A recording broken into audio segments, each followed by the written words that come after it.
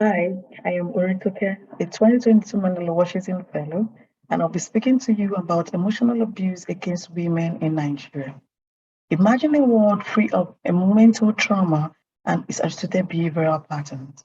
I remember the story of a young lady who walked into the administrative office of a court to file a case against her husband for emotional abuse. There, she was asked for evidence which she couldn't provide, and she was surprisingly mocked with a statement, and I quote, "You are even lucky that he doesn't beat you."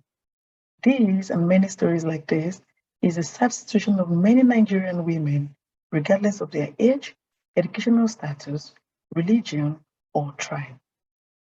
The patriarchal system in Nigeria has become more dangerous to numerous individuals, both young and old, as the socially accepted behavioral pattern and gender roles has led men to wield control over women.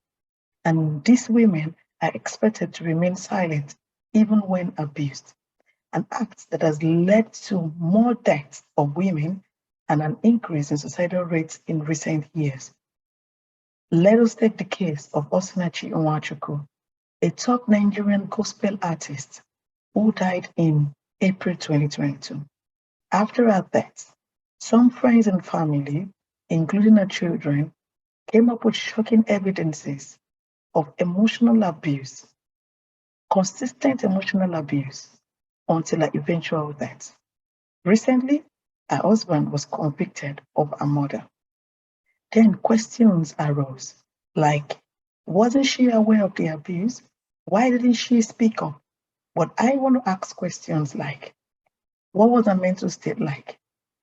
What is the mental state of those around her, including her three children? It is noteworthy to state that the pain triggered by emotional abuse is equatable to that from physical abuse.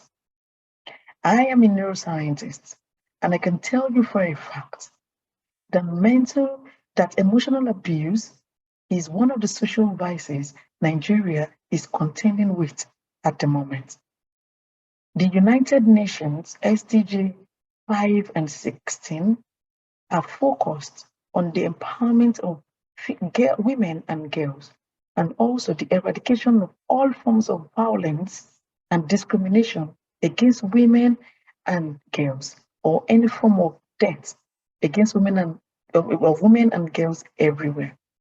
Therefore, as a passionate teacher and a neuroscientist, and again, a girl from similar background, I am focused and dedicated to educating the girl child about her brain and, of course, her mental health. I believe strongly in the power of girl effect.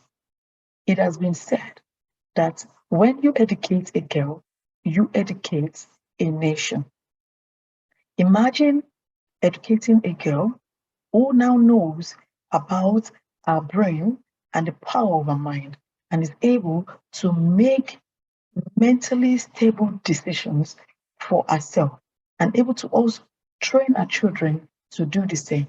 If this goes on for generations over generation, we can be confident to state or to know that we can therefore have a nation that is filled with individuals that are mentally stable and, of course, of high productivity quotient.